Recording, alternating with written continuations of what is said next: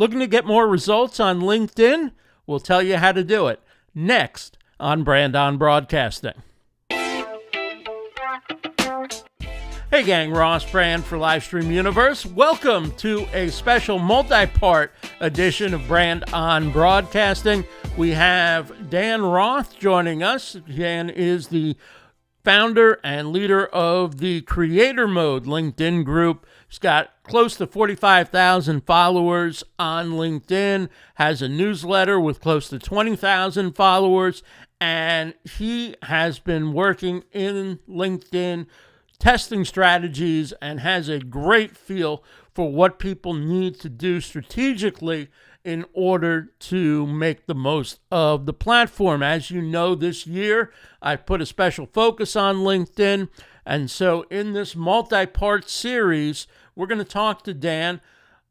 Yes, our focus is on LinkedIn Live among all the different aspects of LinkedIn, but it all starts with your foundational content, your text posts, perhaps your image posts, and how you engage, how you show up on LinkedIn. That's what we get into here in part one with Dan Roth. Enjoy the conversation. Basically, a lot of people feel like, hey, I'm not getting out of LinkedIn what I feel that I'm putting into it in terms of what my content is worth. So you've thought about these things. You continue to have successful live events. What are some things that people can do who might feel like they're not gaining traction on LinkedIn to kind of re-energize their LinkedIn lives and maybe get more of an audience to show up, have more of a robust chat going on while they're live? So great question. I want to start by giving a little bit of context.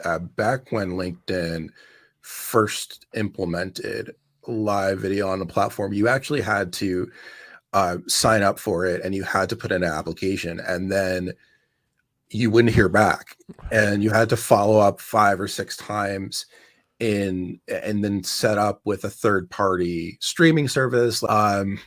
And only then did you have access to it. So there was a real sense of community in it because there were not that many people that were doing it. And that's one of the reasons it generated such large audiences. But at that time, you're also looking at 600 million users, which is still a large amount.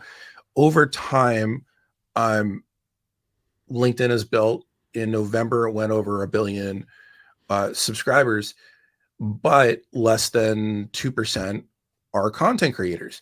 Well, you can't tell me that 1 billion people, only 1.5, 1.6% are content creators. That just means that they don't believe that producing content on the platform is paying off. And here's the thing, it's understandable because LinkedIn was seen as a business professional platform, and everybody sort of looks at Facebook as being, oh, well, this is where I go to be social, Twitter, X, whatever you want to call it.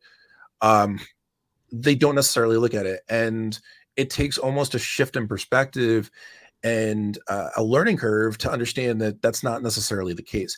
So to get to your question, everything with LinkedIn is strategy, but it's not complex strategy. It's not strategy that you're not going to see on Instagram, or I'm going to be very frank, my work in 2024 is to get better at YouTube. So I'm going to assume it's not a whole lot different than YouTube. I don't have TikTok.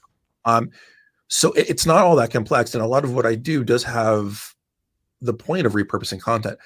But where I differ from other people is I'm a big believer in strategy, and everything starts with, what are your main objectives? How are you going to show up? What is your audience? And then from there, where do you want to get to?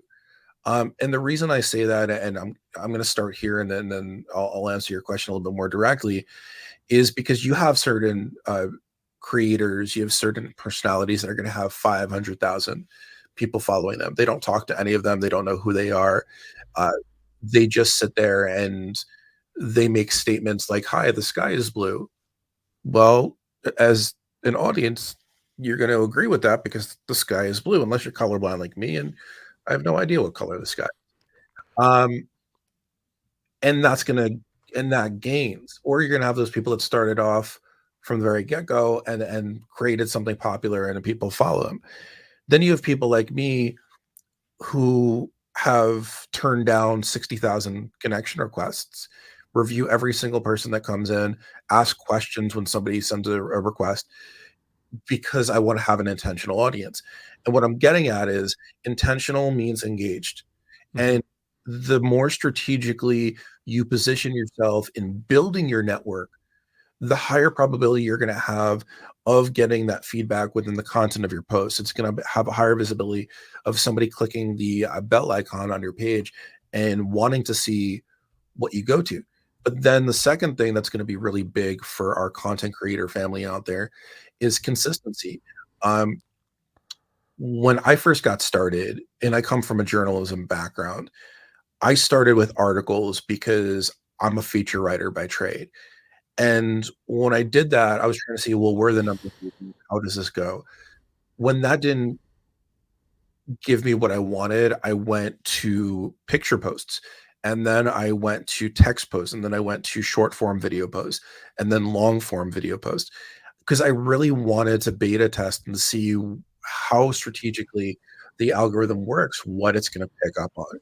Right. What I found, to provide a little bit of insight, and then I'll pause because I'm doing a lot of talking, and you're the Ross brand. Um, You're here for your insights, so this is great. Just keep rolling with it. I appreciate that. So what I found is that there's two elements of content creation. There's the element of consistency that's going to bring people and allow them to rely on you. So if I'm Ross Brand and I am the greatest content creator, podcaster of all time, albeit in your own head, um, Maybe in yours, I never, yeah, I I mean, never. well, yeah, no, I mean, I'm the one that calls you an icon, and I mean it. Um, then I might say, okay, well, every Monday I'm going to do a, a post at the exact same time in the exact same format. So let's say it's at 8 a.m. text post, and you don't have to talk about the same thing, but it's in the same format. What that does is that builds consistency and people coming back to you to get that insight. Once that's built up, which does not take a short amount of time, then when people know that they're going to be expecting of you, they're also going to be checking out more of your work. So now you have supplemental, or what I would more eloquently refer to as personal content. So now you get to put out different items that you think are important, that may be more personal to you. And because those people are already looking at you on a regular basis, that's going to gain more visibility there. And by and large, when you do that, you may get, let's say, 50,000 people every week looking at that post.